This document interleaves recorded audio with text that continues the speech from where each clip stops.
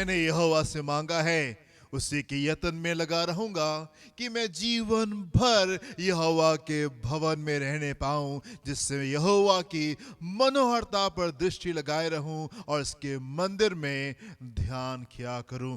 God is a good God। परमेश्वर एक भला परमेश्वर है और हमारे जीवनों को वो अपनी खूबसूरती से भरता है। धन्यवाद उसका कि एक बार फिर से उसने हमको मौका दिया है कि हम उसकी आराधना कर सके और उसके चरणों पे बैठ के उससे सीखने पाएं। आइए इस आराधना को शुरू करेंगे, अपनी आंखों को बंद करेंगे और हम प्रार्थना करेंगे। आसमान और जमीन को बनाने वाले हमारे जिंदा पाप आसमानी, हमारी रहनुमाई, हमारी हिफाजत करने वाले परमेश्वर, हमारे संग संग चलने वाले परमेश्वर, हमारे आगे आगे चल के खुदावन तमाम टेढ़े मेढ़े रास्तों को हमारे लिए खूबसूरत करने वाले परमेश्वर, हम धन्यवाद देना चाहते प्रभु आपकी उपस्थिति को हमारे जीवनों में और हमारे परिवारों में जो बनी रहती है। हम धन्यवाद देना चाहते प्रभु आपके फजल के लिए, आपकी दया के लिए, आपके अनुग्रह के लिए, आपकी कृपा के लिए खुदावन जी की हमारे जीवनों में बनी रहती है। हम धन्यवाद देते खुदावन कि आप ही ने हमको यहाँ तक के पहुँचाया है और आपकी वजह से हमारे मन में ये आशा है कि हम आगे की ओर जाने पाएंगे। प्रभु हम चाहते हैं कि इस समय को आप मुबारक करें और होने पाए प्रभु कि हम सब जुड़ करके दिल की गहराई से और आत्मा और सच्चाई से हम आपकी आराधना करने पाए और आपके नाम को बुलंदियों पर उठाने पाए। और प्रभु जबकि हम आपकी आराधना करते हम चाहते प्रभु कि आप हमारे जीवनों को छुएं, हमारे परिवारों को छुएं, हमारे बीच में आ जाए, आपकी उपस्थिति हमारे बीच में आने पाए और आपकी खूबसूरती हमारे जीवनों को, हमारे परिवार को, इस पृथ्वी को भरने पाए। पिता परमेश्वर सहायता करे, देखे संभाले पिता, हमारे हृदय से बोले और बातचीत करे। वचन के समय खुदा अपनी गहरी बातें हमको सिखाए और हमारी सहायता करे खुदा कि हम आपकी मर्जी के मुताबिक अपने जीवन को व्यतीत करने पाए। इस पूरी आराधना को हम आपके हाथ में सौंपते हैं, देखे संभाले अपनी भली भावनी और सिर इच्छा को हमारे मध्य में पूरा करें। यीशु के नाम से मांगते हैं, सुनिएगा, ग्रहण कीजिएगा। आमेन एंड आमेन। हालेलुया। कुछ गीतों गाएंगे हम लोग और प्रभु की आराधना करेंगे। मिलकर हम सुनना तेरी गाते। Hallelujah. Thank you Jesus, thank you Lord.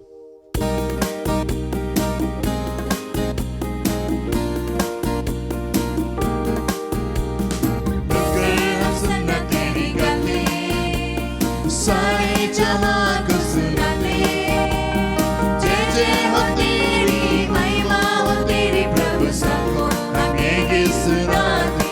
Hallelujah. जय जय हो तेरी, महिमा हो तेरी, प्रभु सबको आगे सुनाते। हम सुनना तेरी गाते, सारे जहां को सुनाते। जय जय हो तेरी, महिमा हो तेरी, प्रभु सबको आगे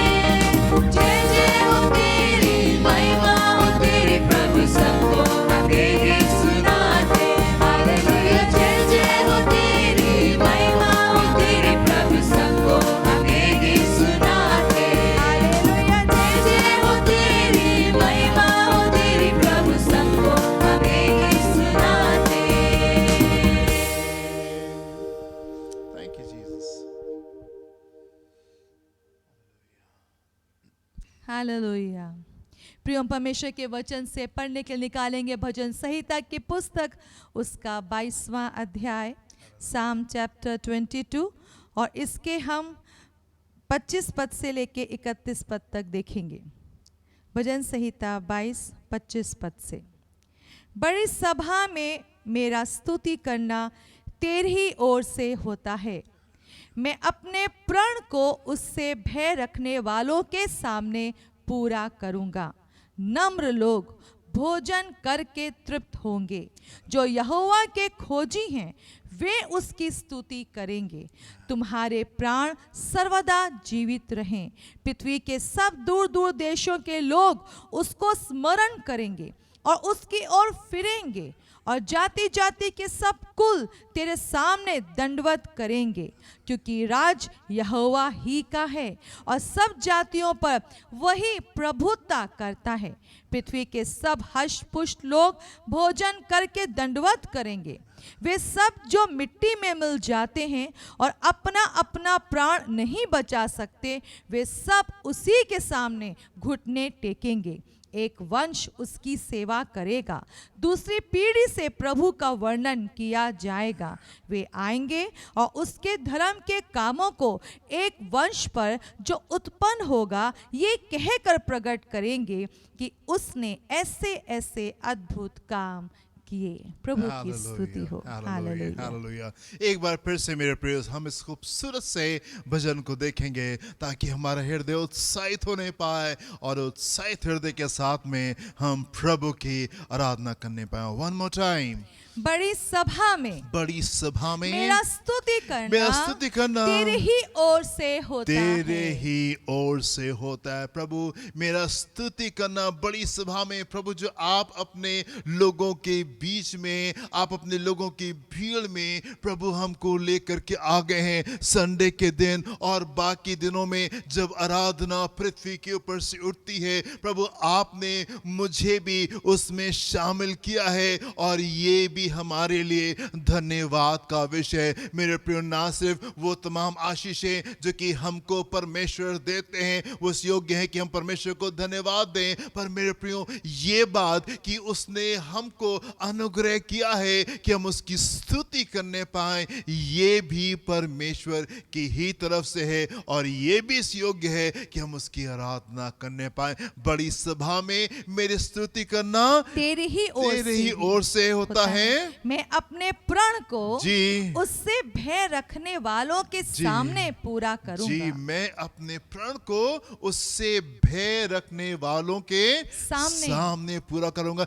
जो परमेश्वर के लोग आराधना करते हैं, प्रभु के लोग उसका भय भी मानते हैं। हम सिर्फ आराधना ही नहीं करते पर हम उसका भय भी मानते हैं। हमारे हृदय में ये पवित्र भय रहता है कि परमेश्वर पवित्र परमेश्वर है और हम उसके सामने पवित्रता के साथ में रहते हैं और उस पवित्र परमेश्वर की हम आराधना करते हैं और अपने प्रण को, अपने जो हमने वायदे उससे किए हैं उनको हम उसके सामने हम पूरा करने वाले लोग हैं। जी, नम्र लोग भोजन करके तृप्त होंगे, जी, जो यहोवा के खोजी हैं जी, वे उसकी स्तुति करेंगे। नम्र लोग भोजन करके तृप्त होंगे। नम्र लोग, जो नम्र लोग हैं वो आशीषित होने पाएंगे और उनकी आवश्यकताएं प्रभु के तरफ से पूरी होने पाएंगी। जो नम्र लोग हैं, कौन आशीष पाएगा?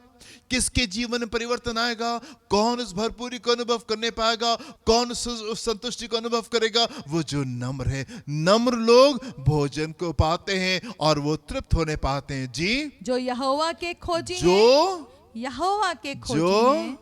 यहोवा के खोजी, उसकी आशीषों के नहीं। ये आशीषें तो हमको मार्ग में मिलेंगी और ढेर सारे परिवर्तन अपने जीवन में हम महसूस करेंगे, पर हम आशीषों की तलाश में नहीं है। हम तो परमेश्वर की तलाश में, हम तो परमेश्वर को चाहते और हम उसको और चाहते और हम उसकी इच्छा में और बदलना चाहते हैं। जी, जो यहोवा के खोजी हैं वे उसकी स्तुति करेंगे। जो यहोवा के खोजी हैं वो क्या करेंगे? उसकी उसकी स्तुति स्तुति करेंगे। करेंगे। अगर आपके हृदय में मेरे प्रियो परमेश्वर के प्रति भूख है, आपके हृदय में आराधना होने पाएगी। आपको किसी को कहना नहीं पड़ेगा आप आराधना करें। भाई आपने वचन पढ़ा नहीं पढ़ा, प्रार्थना की नहीं की, आप संगति में नहीं आए, आप उस दिन दिखाई नहीं दिए, यूट्यूब के ऊपर, गूगल मीट के ऊपर या जूम के ऊपर आप दिखाई नहीं दिए, आप उस मीटिंग में नहीं थे, किसी को कहना नहीं पड़ेगा। यदि आपके हृदय में, यदि आप खोजी हैं परमेश्वर के, आपके जीवन से आराधना बहेगी, आपके जीवन से आराधना बहेगी। और ये एक चेक होता है हमारे लिए, ये एक टेस्ट होता है हमारे लिए, हम जानने पाएं कि हम प्रभु के साथ में ठीक से चल रहे हैं कि नहीं चल रहे। अगर आराधना बह रही है, हम प्रभु के साथ में ठीक से चल रहे हैं। जी, तुम्हारे प्राण सर्वदा जीवित रहें, तुम्हारे प्राण सर्वदा सर्वदा जीवित रहें। जीवित रहे। हालेलुया। परमेश्वर की आशीषें, वो आशीषें हमको देता है जो कि संसार हमको दे नहीं सकता, और संसार की चीजों से आप इन आशीषों को कभी खरीद नहीं सकते। प्रभु हमको सर्वदा जीवित रहने वाला बना रहे। उसकी उपस्थिति में, उसके खूबसूरत से स्वर्ग में हम उसके साथ में हमेशा और हमेशा जीवित रहने पाएंगे। जी, पृथ्वी के सब दूर दूर देशों के लोग जी, उसको स्मरण करेंगे हालेलुया। और उसकी ओर फिरेंगे। पृथ्वी के सब दूर दूर सब देशों के दूर लोग दूर देशों के लोग उसको स्मरण करेंगे हालेलुया। और क्या उसकी खूबसूरत बात है। आज की सुबह जब हम आराधना कर रहे हैं, पृथ्वी के दूर दूर छोरों से, every corners of the earth, हर कोने से इस समय आराधना जो है वो प्रभु के सम्मुख जा रही है। आराधना जो है वो प्रभु के सम्मुख जा रही है। आप वो काम नहीं कर रहे हैं जो कि बस एक हिस्से में थोड़े से लोग कर रहे हैं, आप अपनी मंडली के साथ में आराधना कर रहे हैं। नहीं मेरे प्रियो, पूरी पृथ्वी परमेश्वर की आराधना कर रही। दूर दूर से, हर देश से जन जो है वो प्रभु की आराधना कर रहा है। जी, और जाति जाति के सब कुल जी, तेरे सामने दंडवत करेंगे। आमीन। सारी पृथ्वी उसको दंडवत कर रही है, और वो दिन आएगा जब ये पूरी पृथ्वी अपने दंडवत करेगी। हम उसके चेहरे को देखेंगे, हर घुटना टिकेगा और हर जुबान अंगीकार करेगी कि यीशु प्रभु है। जी, क्योंकि राज यहोवा ही का है, क्योंकि राज यहोवा ही का है और सब जातियों पर जी, वही प्रभुता करता राज है। तो परमेश्वर का है, राज तो परमेश्वर का है। ये बात हमारे मन में, हमारे हृदय में आकर के बस जानी चाहिए। कई बार बहुत सी बातें हमको डराती हैं, हमको आंसुओं में, हमको दुखों में, हमको निराशा में लेके जाती है। पर मेरे प्रियो, मैं आपसे चाहता हूँ, एक धर्मी जन, प्रभु के लोग इस बात को हमेशा अपने हृदय में रखते हैं कि राज तो यहोवा का है। प्रभु हमेशा सिंहासन के ऊपर बैठे हैं, जो सिंहासन पे विराजमान है वो हमारे पक्ष में है। और यदि वो हमारे पक्ष में है तो हमारी हानि कहीं से नहीं हो सकती, हमारी हानि कहीं से नहीं हो सकती। मेरे पे जिस दौर से होके हम गुजर रहे हैं और आने वाले समय में, ये बात हमारे लिए स्मरण करना बहुत जरूरी है कि परमेश्वर सिंहासन पर विराजमान है। जी, पृथ्वी के सब हष्ट पुष्ट लोग जी, भोजन करके दंडवत करेंगे। आमीन। वे सब जो मिट्टी में मिल जाते हैं जी। और अपना अपना प्राण नहीं बचा सकते, हाँ। वे सब उसी के सामने घुटने टेकेंगे। आमीन, आमीन। पृथ्वी के सब हष्ट लोग जिन्होंने आशीष पाई है, जो कि खा के, जो कि तृप्त हुए, जिनके जीवन को परमेश्वर ने तृप्त किया है, जो कि हष्ट हो गए, वो सब प्रभु की आराधना करेंगे, वो प्रभु की आराधना करेंगे। जी, एक वंश उसकी सेवा करेगा, जी, दूसरी पीढ़ी से प्रभु का वर्णन किया जाएगा। हालेलुया। वे आएंगे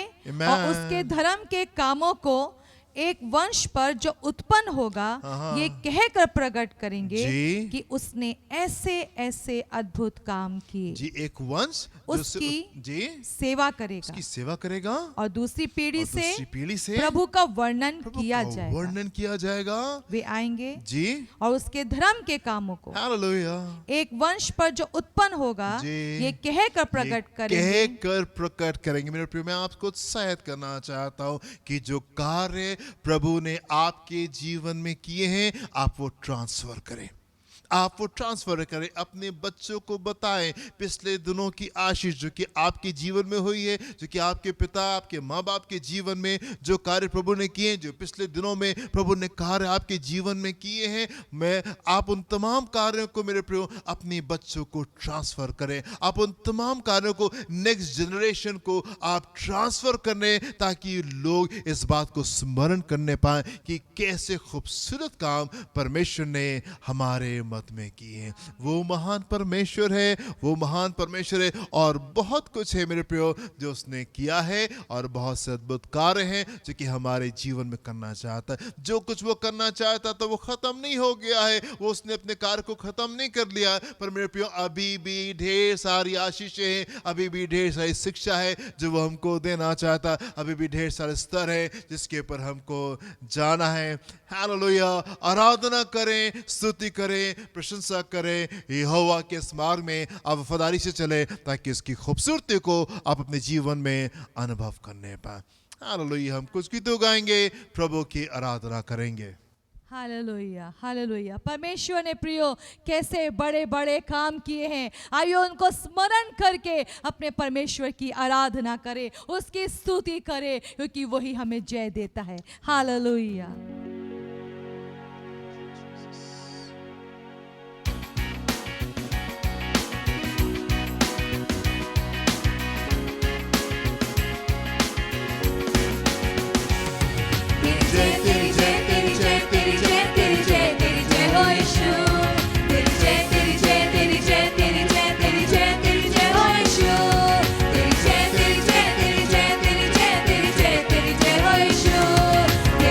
तेरी जय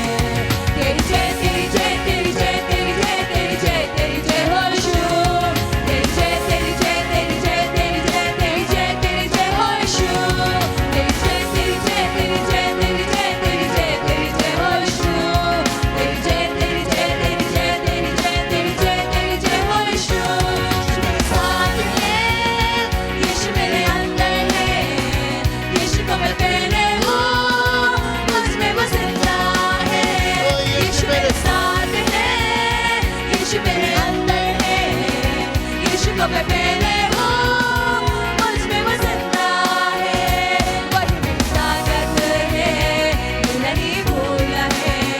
और यीशु मेरी ताकत है, ये नहीं भूलना है, कभी नहीं भूलना है, कभी नहीं भूलना है। और यीशु मेरे साथ है, यीशु मेरे अंदर है, यीशु को मैं पहने हूँ, मुझ में वो जिंदा है। यीशु मेरे साथ है, यीशु मेरे अंदर है, यीशु को मैं पहने हूँ, मुझ में वो जिंदा है।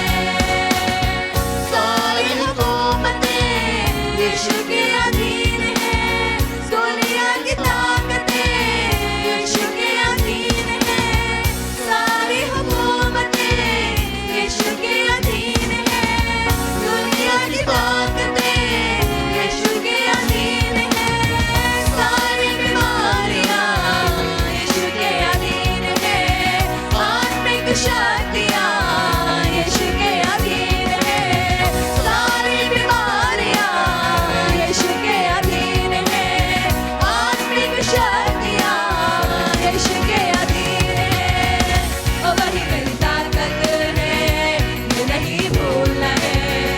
और यीशु मेरी ताकत है, ये नहीं भूलना है, कभी नहीं भूलना है, कभी नहीं भूलना है। और यीशु मेरे साथ है, यीशु मेरे अंदर है, यीशु को मैं पहने हूँ, मुझ में वो जिंदा है। यीशु मेरे साथ है, यीशु मेरे अंदर है, यीशु को मैं पहने हूँ, मुझ में वो जिंदा है। शैतान चालाक है, करता वो वार है, पर मेरे यीशु जी से हो गया हार है। शैतान चालाक है, करता वो वार है, पर मेरे यीशु जी से हो गया हार है। छू भी न पाएगा अब कभी वो मुझे, ना डरा पाएगा अब कभी वो मुझे। छू भी न पाएगा अब कभी वो मुझे, ना डरा पाएगा अब कभी वो मुझे। तो वही मेरी ताकत है, ये नहीं भूलना है। और यीशु मेरी ताकत है, ये नहीं भूलना है, कभी नहीं भूलना है, कभी नहीं भूलना है। और यीशु मेरे साथ है, यीशु मेरे अंदर है, यीशु को मैं पहने हूँ, मुझ में वो जिंदा है। यीशु मेरे साथ है, यीशु मेरे अंदर है, यीशु को मैं पहने हूँ, मुझ में वो जिंदा है। हाँ यीशु, इसीलिए हम आपकी ओर दौड़ते हैं और आपको ही खोजते हैं और आपको ही हम चाहते हैं प्रभु। पूरे समय हमारे मन आप ही को खोजते हैं प्रभु, ये मन आपका ही प्यासा है प्रभु जी। हालेलुया हालेलुया हालेलुया, क्योंकि सारी बातों पर तो आप ही का अधिकार है यीशु। हालेलुया, तो सिंहासन पर विराजमान है, हम उसकी महिमा करते हैं यीशु। हालेलुया प्रभु जी, ओ हालेलुया हालेलुया यीशु।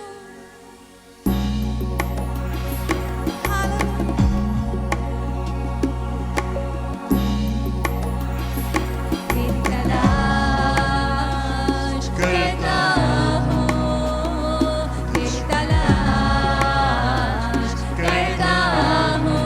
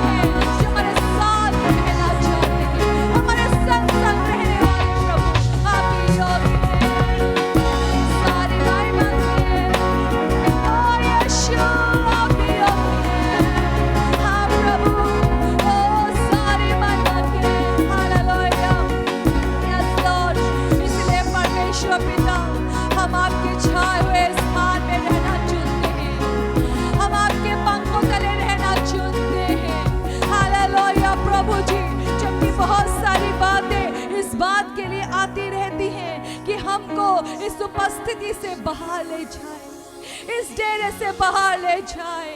पर प्रभु, जबकि आप हमको युद्ध लड़ना सिखाते हैं, कोई बात हमें आपके प्रेम से अलग नहीं कर सकती, कोई बात हमको आपके पंखों के नीचे से हटा नहीं सकती, क्योंकि आप ही योग्य हैं प्रशंसा के प्रभु। आप ही हमारे जी में जी लेकर आते हैं, आप ही हमें नया बल देते हैं, दांत से टटके तेल से हमारा अभिषेक करते हैं, हमें एक बार फिर से आप रिफ्रेश करते हैं, तरोताजा करते हैं अपनी उपस्थिति से प्रभु।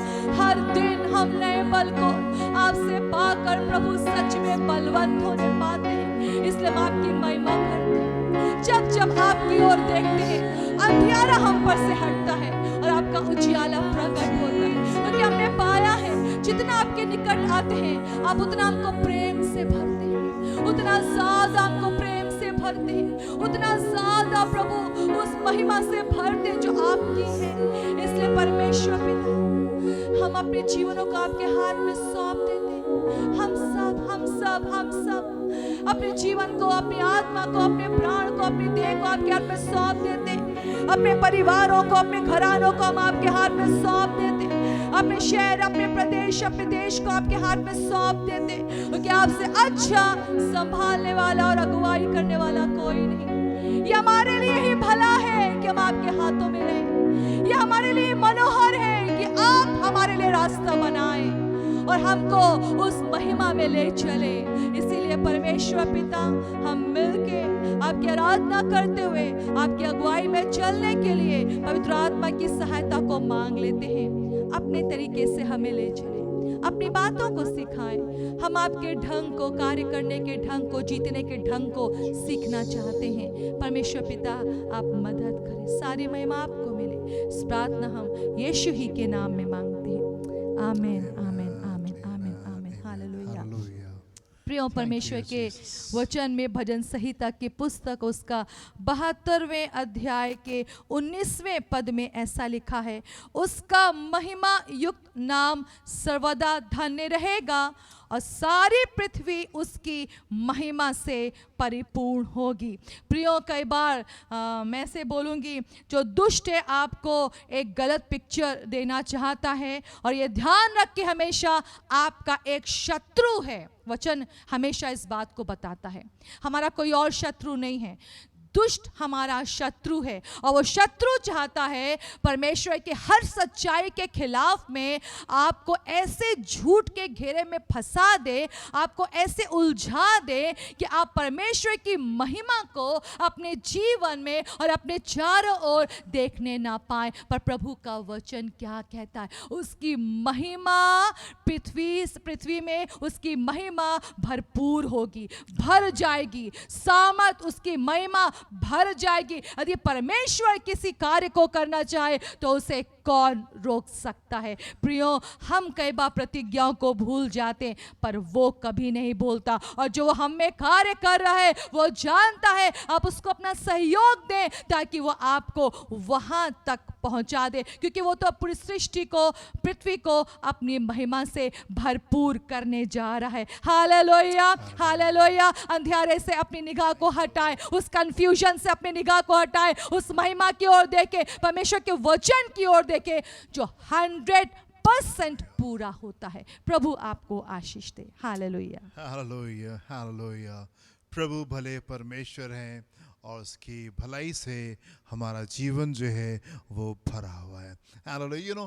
प्रतिदिन परमेश्वर की दया और अनुग्रह फ्रेश तरीके से हमारे जीवनों के ऊपर आती है। हम चाहे कैसे क्यों नहीं हो, हम चाहे उसको स्मरण करें या थोड़ा सा हम दूर चले जाते हैं, फिर भी उसकी दया और उसकी करुणा भरपूरी के साथ में हमारे जीवनों के ऊपर बनी रहती है। एक खूबसूरत समय मेरे प्रियो कि हम उसको धन्यवाद देंगे, हम उसको धन्यवाद दें अपने दशमंशों के द्वारा और धन्यवाद की भेंट के द्वारा। इस समय कि हम उसको ऑनर करेंगे, हम उसको इज्जत करेंगे, प्रार्थना करेंगे। Hallelujah, hallelujah. जबकि पिता, ये पृथ्वी आपकी महिमा से भरपूर होने जा रही है, तो लॉर्ड, हम इस बात को पहचान कर कि जो कार्य आप हमारे बीच में कर रहे हैं वो अद्भुत है, हम पहले से आपको धन्यवाद देना चाहते हैं। हमारा भविष्य निराशा नहीं है, परंतु वो महिमा है, वो आशा है, वो मुकुट है जो आपने अपने लोगों के लिए रखा है। तो प्रभु हम इस समय चुनते आज्ञाकारी होना और दसवांश देकर उस आज्ञाकारिता को पूरा करना हम चुनते हैं पिता। और जबकि मेरे लोग आज्ञाकारी होते हैं, आपको समझ के धन्यवाद की भेंटों को देते हैं, मेरे प्रभु वो उस आने वाली महिमा की तैयारी में प्रवेश करने पाए। मैं खोलती हूँ सामर्थ को यीशु के नाम के द्वारा, जो उन्हें उस महिमा में लेके जाने पाए, जो उन्हें उस बड़ी महिमा को जो पृथ्वी पर प्रकट करने जा रहे हैं उसमें भागीदार हो सके, हिस्सेदार हो सके। इस प्रार्थना को मैं यीशु ही के नाम में मांगती हूँ। आमेन, आमेन, Amen and amen. Hallelujah. ये शिक्षा का समय होगा, परमेश्वर के वचन का समय होगा। इससे पहले कि आप उसमें प्रवेश करें, आप प्रभु से कहें, प्रभु मेरे हृदय से बोलें और बातचीत करें। मैं आज आपकी आवाज़ को सुनना चाहता हूँ, मैं आपकी आवाज़ को सुनना चाहता हूँ। प्रभु मुझसे बोलें और मुझसे बातचीत करें। प्रभु आपको आशीष दें। God bless you.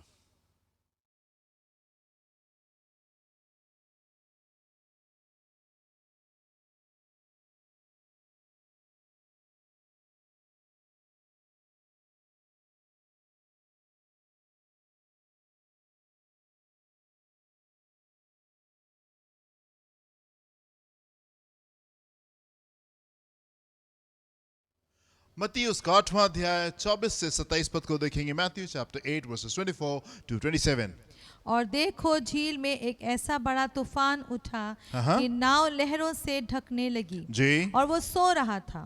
तब चेलों ने पास आकर उसे जगाया और कहा, हे प्रभु हमें बचा, हम नष्ट हुए जाते हैं। उसने उनसे कहा, हे अल्प विश्वासियों, क्यों डरते हो? तब उसने उठकर आंधी और पानी को डांटा और सब शांत हो गया। और वे अचंभा करके कहने लगे, ये कैसा मनुष्य है, कैसा मनुष्य है कि आंधी और पानी भी उसकी आज्ञा मानते हैं। उसकी आज्ञा मानते हैं। In the boat with Jesus, one more time, यीशु के साथ नाव में एक बार फिर से। मेरे प्रिय, आम तौर से हम प्रभु यीशु मसीह को हमेशा एक बड़ी भीड़ के साथ में पाते हैं। आप चारों गॉस्पेल्स में आप पढ़ें, आप पाएंगे जहां कहीं यीशु जा रहे थे, एक बड़ी भीड़ जो थी वो उसके साथ में थी और वो उसके ऊपर हमेशा गिरी पड़ती थी। मेरे प्रिय, आम तौर से हम यीशु को पाते हैं कि वो गांव-गांव जा रहे हैं और शहर-शहर में जा करके वो लोगों को मिल रहे हैं और लोगों को चंगाई और छुटकारा और शिक्षा दे रहे हैं। आम तौर से हम यीशु मसीह को लोगों को चंगाई और छुटकारा देते हुए देखते हैं। अंधे देख रहे, गूंगे बोल रहे, लंगड़े चल रहे, मृतक जीवित हो रहे, अद्भुत चिन्ह चमत्कार। यीशु जहां कहीं थे बड़ी भीड़ होती थी और ढेर सारे आश्चर्य कर्म जो थे वो हो रहे होते। आज आम तौर से हम देखते मेरे प्रिय इस बात को कि प्रभु यीशु मसीह गंभीर तरीके से पावर एंड अथॉरिटी के साथ में, बड़ी सामर्थ के साथ में वचन की शिक्षाओं को दिया करते थे और इतने विशेष शिक्षा को, इतनी अद्भुत बातों को वो लोगों को बताते थे कि लोग हैरान होते थे कि ये कौन है जो कि इतने अधिकार के साथ में प्रचार कर रहा है। आमतौर से हम यीशु को हमेशा लोगों से घिरा हुआ पाते हैं, पर मेरे प्रियो कुछ एक ऐसे खास पल थे, कुछ एक ऐसे खास मोमेंट्स थे जहां पे यीशु अपने चेलों के साथ में हम उनको अकेला पाते हैं। और ये वो एक खास मोमेंट है, ये वो खास पल है जब यीशु अपने चेलों के साथ में अकेले हैं। पर ये वो खास पल है मेरे प्रियो जहां पे यीशु अपने चेलों के साथ में ना सिर्फ अकेले हैं, पर इस मोमेंट में ना तो चेले यीशु से कुछ पूछ रहे, कोई सवाल पूछ रहे हैं, और ना यीशु उनको कोई शिक्षा दे रहे हैं या उनके सवालों का उत्तर दे रहे हैं। दोनों पार्टीज बिल्कुल खामोश हैं। प्रभु यीशु मसीह सो रहे हैं और चेले नाव में आराम से बैठे हुए हैं। मेरे प्रियो, एक खास मोमेंट है, एक स्पेशल मोमेंट में हम यीशु को उनके चेलों के साथ में देखते। ये वो मोमेंट है, ये वो पल है जिसमें यीशु अपने चेलों को एक विशेष अनुभव में लेकर के जा रहे हैं। अभी तक के प्रभु ने उनको ढेर सारी शिक्षाएं दी, लोगों को ढेर सारी शिक्षाएं दी। अभी तक के यीशु उनको अपने साथ में लेकर के चल रहे थे और दिखा रहे थे कि कैसे यीशु के पास में सारी बीमारियों के ऊपर और सारी दुष्ट आत्माओं के ऊपर किस प्रकार से अधिकार है। पर इस अनुभव में जिसमें यीशु अभी उनको लेकर के जा रहे हैं, वो ये दिखाना चाहते कि कैसे सारी पृथ्वी का अधिकार यीशु के पास में, और कैसे आंधी, पानी और तूफान भी उसकी आज्ञाओं को मानते। सो ये वो मोमेंट है, ये वो टाइम है जहां पे प्रभु अपने चेलों को एक विशेष अनुभव में लेकर के जा रहे हैं। पर ये बातें मैं आपसे क्यों कह रहा हूं? ये बातें मैं आपसे इसलिए कह रहा हूं मेरे प्रियो, क्योंकि हम जिस मौसम में इस समय चल रहे, ये वो मौसम है जब प्रभु हमारे बीच में एक अद्भुत और एक विशेष काम को करने पर है। जैसा उसने कहा है, जैसा उसने वादा किया, उन चीजों को वो हमारे बीच में करने पर है। हम उस मौसम में हैं, हम उस सीजन में हैं जहां पे विशेष काम हमारे बीच में होने जा रहे हैं। जिस समय हमने साल को शुरू किया था, प्रभु ने हमसे कहा था कि यस, वो मोमेंट आएगा जैसे कि याकूब के जीवन में हुआ था कि उसकी दोस्ती एसाव से हो जाती। वो बातें, वो चीजें जो याकूब कभी सोच नहीं सकता था, जो याकूब कभी कल्पना नहीं कर सकता था कि उसकी दोस्ती एसाव के साथ में हो जाएगी। वो अनएक्सपेक्टेड बातें, वो अचंभित करने वाली बातें याकूब अपने जीवन में अनुभव करता है। और परमेश्वर ने अपने वायदे के अनुसार हमसे इस बात को वादा किया कि ऐसे साल, इस सीजन में वो हमारे बीच में अद्भुत काम को करेंगे, ऐसे कार्य जो कि हमको अचंभित करने जा रहे। And this is the season, ये वो टाइम है मेरे प्रियो। मैं आपसे कहना चाहता हूं कि प्रभु हमारे बीच में एक विशेष काम को करने जा रहे हैं, और यदि हम तैयार नहीं होंगे, यदि हम उसके इंतजार में नहीं होंगे, हम उन चीजों को मिस कर जाएंगे, हम उन चीजों को मिस कर जाएंगे। चेले यहाँ पे एक विशेष अनुभव में जा रहे हैं, और इससे पहले कि ये अद्भुत अनुभव उनको होने पाए मेरे प्रियो, हम देखते हैं उससे पहले क्या होता है। उससे पहले एक तूफान आ जाता है, उससे पहले एक आंधी आ जाती है, और नाव डगमगाने लगती है, और नाव डूबने पर है। एक बड़ा तूफान, एक बड़ी आंधी, और निराशा आ रही है, और लग रहा है कि अब बचेंगे नहीं। और वो यीशु के पास में जाके कहते हैं, प्रभु क्या आप नहीं देख रहे कि हम डूबे जा रहे हैं? इससे पहले कि वो विशेष अनुभव आए, उससे पहले कि वो विशेष अनुभव आए, हम देखते एक आंधी और एक तूफान आता है। हम देखते मेरे प्रियो कि प्रभु यीशु मसीह एक और बार अपने चेलों को भेजते, नाव में भेजते हैं, और उस समय भी आंधी और तूफान आ जाता है, और यीशु मसीह पानी के ऊपर चलते हुए आते हैं, और पतरस को अनुभव मिलता है कि वो पानी के ऊपर चल नहीं पाए। पर इससे पहले कि वो अनुभव पतरस को मिले, इससे पहले कि चेलों के लिए भी ये मौका था कि वो पानी के ऊपर चल सकते थे, हम देखते एक आंधी आती है और एक तूफान आता है। इस मौसम में हम चल रहे हैं, हम इस बात को देख रहे हैं कि एक आंधी का समय है, एक तूफान का समय है। ढेर सारे लोग अपने बीच में, अपने जीवन में इस समय उस आंधी को और तूफान को महसूस कर रहे हैं। ये वो मौसम है जबकि हम स्ट्रगल्स को देख रहे हैं, जबकि हम युद्धों को कई हिस्सों में देख रहे हैं। हम देख रहे हैं दिक्कत बढ़ रही है, हम देख रहे हैं आंधी चल रही है, हम देख रहे हैं तूफान चल रहा है। मेरे पे जब हम देख रहे हैं इन बातों को, हम जानते हैं कि ये किन बातों का मौसम है। हम जानते हैं ये किन बातों का मौसम है। परमेश्वर के वचन की शिक्षा प्रभु ने हमको दी है, और उसने हमको इस बात को सिखाया है कि जब कभी आंधी आती है, जब कभी तूफान आता है, जब कभी दुश्मन आता है, जब कभी दिक्कत आती है, वो हमको एक अगले स्तर के पर, एक न्यू लेवल पे लेकर के जाती है। जैसे हम दाऊद के जीवन में देखते हैं, जैसे हम दाऊद के जीवन में देखते हैं, जब उसके जीवन में गोलियत आया, जब उसके जीवन में गोलियत आया, तो हम देखते मेरे प्रियो उसका स्तर बढ़ गया, उसका स्तर बढ़ गया। पूरा इस्राएल जानने पाया कि दाऊद कौन है। जब दाऊद के जीवन में गोलियत आया, और दाऊद जा करके अच्छे से अपने हिस्से को करता है, अपने पार्ट को प्ले करता है, हम देखते हैं उसके जीवन में एक अलग स्तर आता है, एक ऊंचे स्तर के पर वो जाने पाता है। जब शाऊल उसके जीवन में आया, हम देखते हैं उसका जीवन का स्तर बढ़ने पाया, और वो अगले स्तर के पर, अगले लेवल के पर जाने पाया। आंधी, तूफान, प्रॉब्लम्स इसलिए नहीं आती कि वो हमको डुबा दें और वो हमको बर्बाद कर दें, पर वो इसलिए आती हैं ताकि परमेश्वर के साथ में हम एक अगले अनुभव में और एक विशेष अनुभव में हम जाने पाए। मूसा के जीवन में हम इस बात को देखते हैं मेरे प्रियो कि इससे पहले मूसा वो बड़े भविष्यवक्ता बनते, इससे पहले कि वो विशेष काम मूसा के जीवन में और मूसा के जीवन से होते, इससे पहले कि प्रभु मूसा को इस्तेमाल करते कि इसराइलियों को मिस्र देश की गुलामी से वो बाहर लेकर के जाते, इससे पहले कि विशेष बातें मूसा के जीवन में होती, मूसा के जीवन में एक बड़ी आंधी का दौर था। 40 साल तक के मूसा जो थे वो जंगल में भेड़ बकरियों को चरा रहे थे। वो 40 long years he kept on praying, वो प्रार्थना करता रहा, वो प्रार्थना करता रहा और कुछ भी उसके जीवन में नहीं बदला। एक आंधी थी, एक तूफान था। प्रभु बहुत दिनों से हम प्रार्थना करें, बहुत समय से हम प्रार्थना करें, कहाँ है वो छुटकारा, कहाँ है वो परिवर्तन। प्रभु हम प्रार्थना करें, कुछ नहीं बदल रहा है, कुछ चेंज नहीं हो रहा है। एक संघर्ष का समय था, एक संघर्ष का समय था, कस की आंधी चल रही थी। कई बार हो सकता होगा कि उसको निराशा आती हो, कई बार उसको आंसू आते होंगे, कई बार उसको लगता होगा शायद अब चीजें नहीं होंगी, but he kept on going, वो चलता रहा और वो चलता रहा। इससे पहले कि मूसा के जीवन में वो विशेष काम होता, आने के अगले 40 साल के विशेष काम होते, उसके जीवन में हम संघर्ष को देखते हैं, आंधी को देखते हैं, तूफान को देखते हैं। मेरा प्रिय, मैं आपसे कहना चाहता हूं, आप बाकी और परमेश्वर के लोगों को देखें,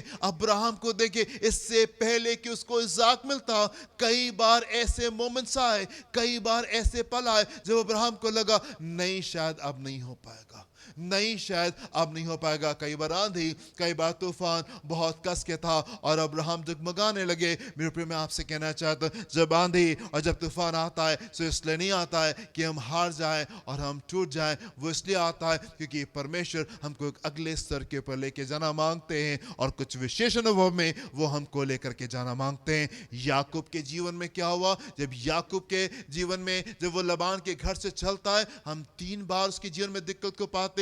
लबान आता है हानि पहुंचाने के लिए, एसाऊ की दिक्कत वहां पे हम देखते हैं, हम शिकेम में दिक्कतों को वहां पे पाते हैं। बड़ी आंधी थी, बड़ा तूफान था, पर उन तमाम चीजों से परमेश्वर याकूब को बाहर लेकर के गए और ना सिर्फ बाहर लेके गए, पर यही वो मौसम था, यही वो सीजन था जहां पे उसका नाम बदला गया, जहां पे उसका नाम चेंज होता है और फिर वो याकूब नहीं रहा और फिर वो इस्राएल रहने पाया। उसका नाम प्रभु ने बदला, उसकी आइडेंटिटी को प्रभु ने बदला, विशेष चीजों में प्रभु उसको लेकर के गए। सो यदि आप, मेरे प्रिय, मैं आपसे कहना चाहता हूं, यदि आप उस आंधी को, यदि आप उस तूफान को, यदि आप उन संघर्षों को, यदि आप उस युद्ध को, यदि आप उन दिक्कतों को अपने जीवन में महसूस करें, मैं आपसे कहना चाहता हूं, यस, परमेश्वर हमको लेकर के जा रहे हैं और वो विशेष काम करने पर है, और वो विशेष काम करने पर है।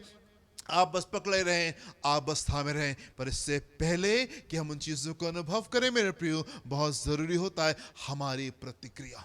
जिन मौसमों में हम चल रहे हैं, हमारी प्रतिक्रिया उसमें किस प्रकार की है, ये बहुत आवश्यक होता है। जब दूसरा अनुभव नाव में जो यीशु मसीह अपने चेलों को देते हैं, जिस समय यीशु पानी के ऊपर चल के आते हैं, ये वो समय था, ये वो मोमेंट था कि चेले पानी के ऊपर चलने पाए, परमेश्वर के ऊपर विश्वास करके वो आगे की ओर बढ़ने पाए। उनकी प्रतिक्रिया वहां पे क्या थी? वो डर गए, उनको लगा नहीं, हम पानी के ऊपर नहीं चल सकते, हम पानी के ऊपर नहीं चल सकते, और इसलिए वो विशेष अनुभव जो प्रभु अपने चेलों को देना चाहते थे, वो वहां पे बस ऐसे ही रह गया और चेले उस अनुभव को प्राप्त नहीं कर सके क्योंकि वो विश्वास करने के लिए तैयार नहीं थे। मेरे पे हम देखते हैं कि जिस समय मूसा बुजुर्ग हो रहे थे और मूसा के बाद में आवश्यकता थी कि कोई और लीडर आकर के खड़ा हो, कोई और जन चुना जाए जो कि मूसा के बाद में लीडरशिप को संभाले और इस्राएलियों को आगे लेकर के जाए। मेरे प्रिय, इन तमाम लोगों के पास में, इन 20 लाख लोगों के पास में बराबर का मौका था, इन 20 लाख इस्राएलियों के पास में बराबर का मौका था। इनमें से कोई भी जन चुना जा सकता था, कोई भी जन स्तर के ऊपर आ सकता था, पर हम बात नहीं, यहोशू चुना गया।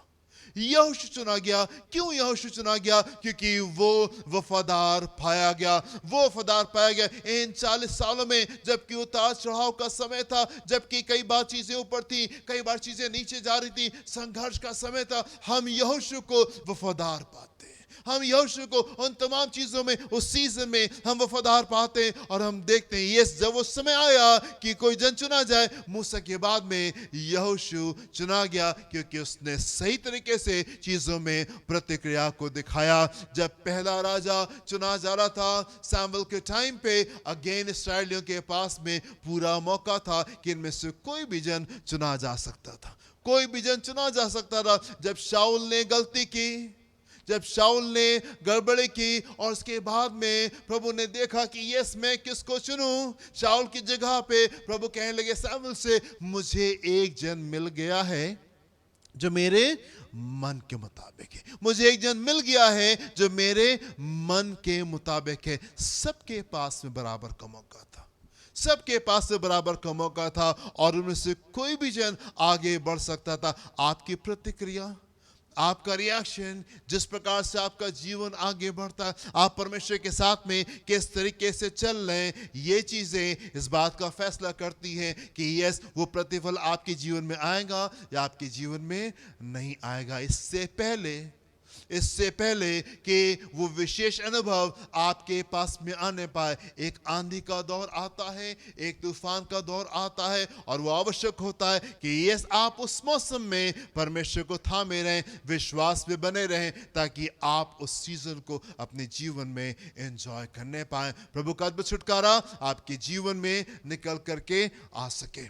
एक और बात जो बहुत आवश्यक है मेरे प्रियो, और वो ये कि इससे पहले कि अकाल का समय आए, इससे पहले कि अकाल का समय आए, परमेश्वर भरपूरी के समय को देते हैं और ये बहुत आवश्यक बात है, और ये बहुत आवश्यक बात है। आप देखें, जब परमेश्वर ने फिरौन को उस सपना दिखाया जिसका मतलब यूसुफ ने उसको बताया, और उसमें उस मतलब में क्या था, सपने में क्या था, 7 साल भरपूरी के और उसके बाद में 7 साल अकाल के। 7 साल अकाल के आने से पहले 7 साल भरपूरी के थे, और ये भरपूरी के साल इसलिए थे ताकि इस भरपूरी के साल का फायदा उठा करके चीजों को इकट्ठा करके रख लिया जाए, ताकि जब अकाल का समय आए ये चीज इस्तेमाल की जा सके, ये चीजें इस्तेमाल की जा सके। आप इस भरपूरी के समय को किस तरीके से इस्तेमाल करते हैं, ये बहुत आवश्यक है, ये बहुत इंपॉर्टेंट है। इससे पहले कि मेरे प्रिय प्रभु यीशु मसीह चेलों को उस नाव में लेकर के जाएं और वो आंधी आए और वो तूफान आए, हम देखते हैं यीशु मसीह अपने चेलों के साथ में ढेर सारा समय बिताते हैं और उनको शिक्षाओं में लेकर के जाते हैं, अपने साथ में लेकर के चलते। ढेर सारे अद्भुत चिन्ह चमत्कार प्रभु यीशु मसीह कर रहे थे और प्रभु यीशु मसीह उनको दिखा रहे थे, यस आई एम गॉड, मैं परमेश्वर हूं और सारी चीजों के ऊपर मेरा अधिकार है। प्रभु उस चीज को दिखा रहे थे। इससे पहले कि वो अनुभव आता, प्रभु ने भरपूरी का समय दिया, वो समय दिया जब वो अपने आत्मिक स्तर को ऊंचा कर सकते थे, वो समय दिया जब वो अपने विश्वास को दृढ़ करके आगे की ओर बढ़ सकते थे। एकदम से प्रभु यीशु मसीह ने अपने चेलों को चुना और चुनने के बाद में फौरन इस अनुभव में लेकर के नहीं चले गए, पहले उनको समय दिया कि वो शिक्षाओं को ले सके, वो विश्वास के स्तर के पर आ सके, और उसके बाद में हम देखते हैं कि इस समय उनके जीवन में आने पाया।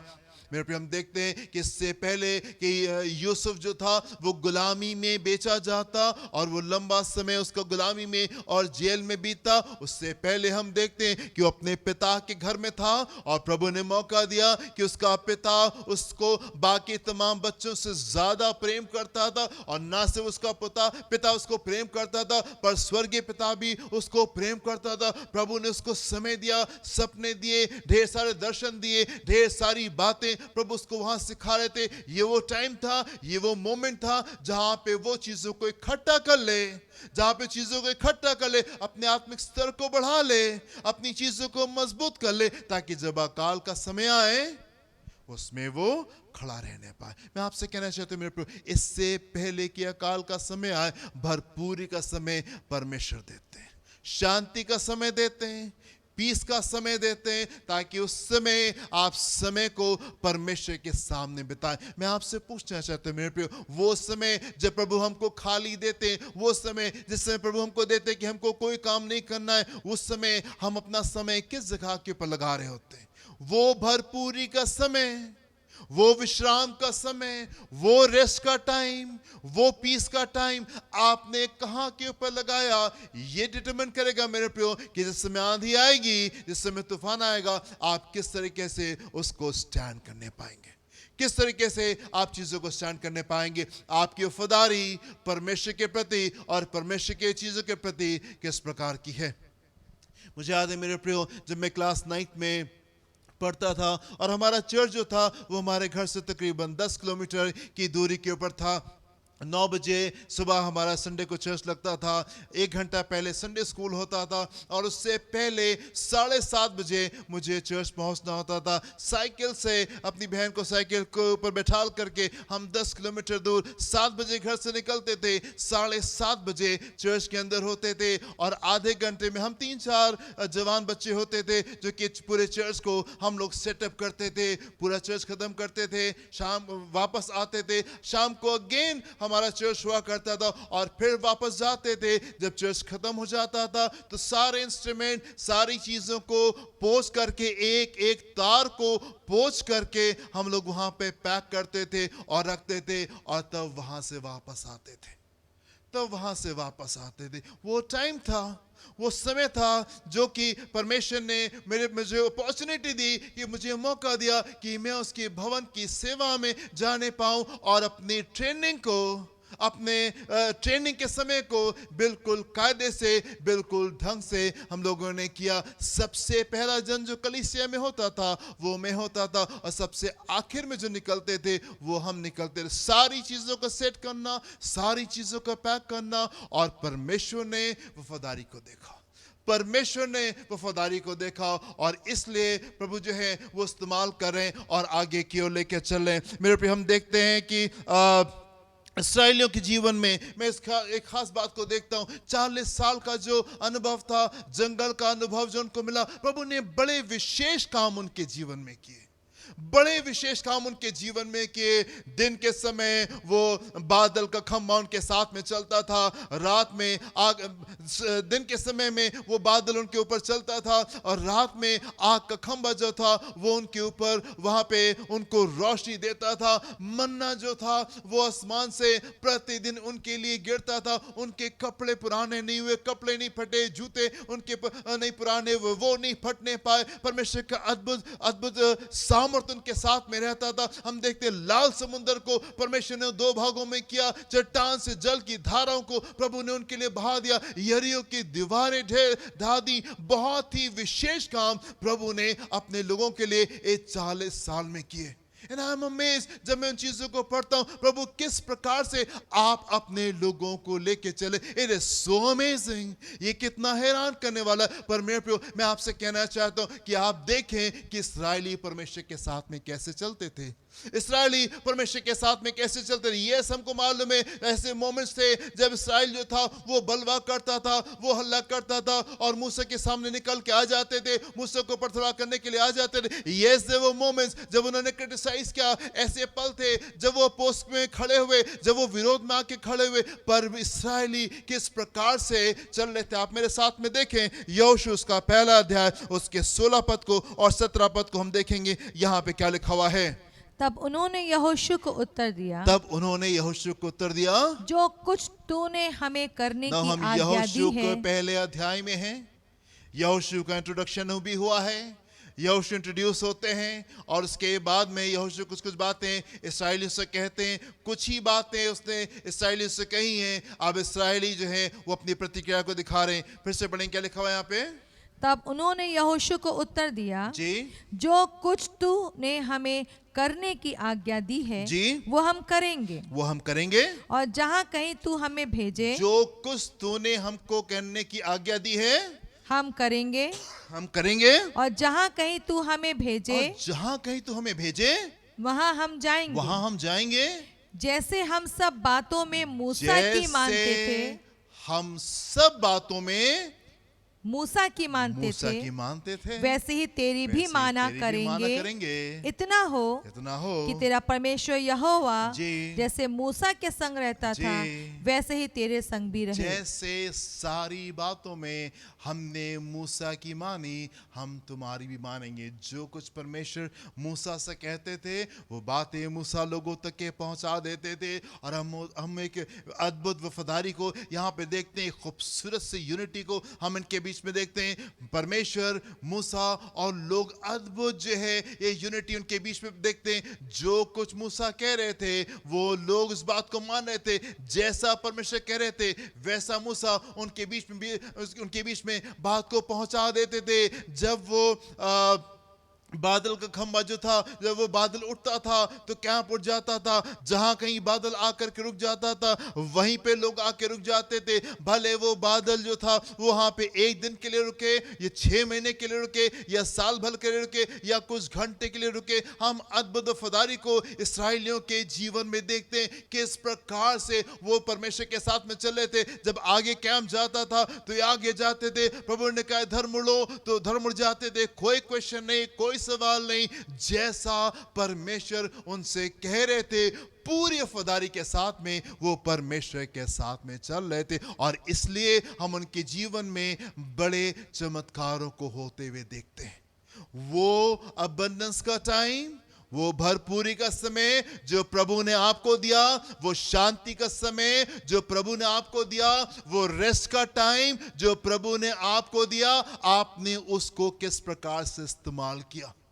आपने उसको किस प्रकार से इस्तेमाल किया? क्या व्हाट्सएप के मैसेज चेक करने में, नेटफ्लिक्स की मूवीज देखने में आप सुबह से शाम तक के बैठे रहे? कितने घंटे आपने बाकी चीजों में लगाए और कितना समय आपने प्रभु के सामने बिताए? वो जो भरपूरी का समय था वो आपने किस प्रकार से इस्तेमाल किया? मेरे प्रियो, इससे पहले की थर्ड वेव आए और इससे पहले की फोर्थ वेव आए और इससे पहले की पता नहीं कितनी वेव्स आए, प्रभु ये जो बीच का समय हमको दे रहे हैं, ये जो शांति का समय हमको दे रहे, ये जो विश्राम का समय वो हमको दे रहे हैं, ये हम किस प्रकार से इस्तेमाल कर रहे हैं, ये हम किस प्रकार से यूज कर रहे हैं? मेरे प्रियो, ये बहुत आवश्यक है। इससे पहले कि अकाल का समय आए परमेश्वर भरपूरी के समय को देते हैं। एंड इट इज इंपॉर्टेंट कि आप भरपूरी के समय को किस प्रकार से यूज करते हैं।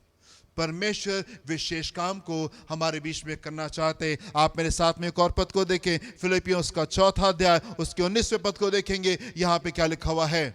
मेरा परमेश्वर भी अपने उस धन के अनुसार जी जो महिमा सहित जी मसीह यीशु में है जी तुम्हारी हर एक घटी को हर एक घटी को पूरी करेगा। परमेश्वर आपके जीवन में हर एक घटी को पूरा करना चाहते हैं। प्रभु आपके जीवन में एक विशेष काम को करना चाहते हैं। प्रभु आपके जीवन में एक स्पेशल काम को करना चाहते हैं। वो काम जो कि अचंभित है, वो काम जो कि हैरान करने वाला है, प्रभु उन चीजों को आपके जीवन में कर देना मांगते हैं। प्रभु आपकी दोस्ती एसाव से खरा देना मांगते हैं। प्रभु आपके नाम को बदल देना मांगते हैं। प्रभु आपको गोलियत के पर और शाऊल के पर विजय दे देना मांगते हैं। प्रभु आपको मिस्र की गुलामी से आजाद कर देना मांगते हैं। प्रभु आपके लिए आसमान से मन्ने को बरसा देना मांगता है। प्रभु आपके लिए जंगल में रास्ते को निकाल देना मांगता है। प्रभु आपके लिए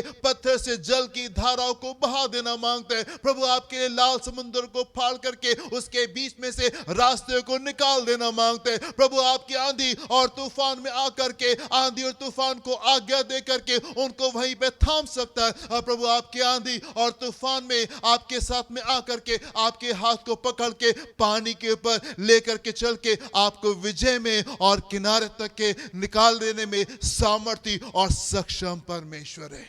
वो एक विशेष काम को आपके जीवन में करना चाहते हैं। And are you ready for it? क्या आप उसके लिए तैयार हैं? मैं आपसे कहना चाहता हूं मेरे प्रियो, हम जिस मौसम में हैं, यदि आप परमेश्वर को जानते हैं, यदि आप परमेश्वर के कार्य करने के तरीकों को जानते हैं, तो आप इस बात को जान जाए हम जिस मौसम से होकर गुजर रहे, जबकि हम आंधियों को देख रहे हैं, हम तूफानों को देख रहे हैं, हम संघर्षों को देख रहे हैं, दिस इज द टाइम, ये वो मोमेंट है जब प्रभु हमारे बीच में विशेष काम को करने जा रहे हैं।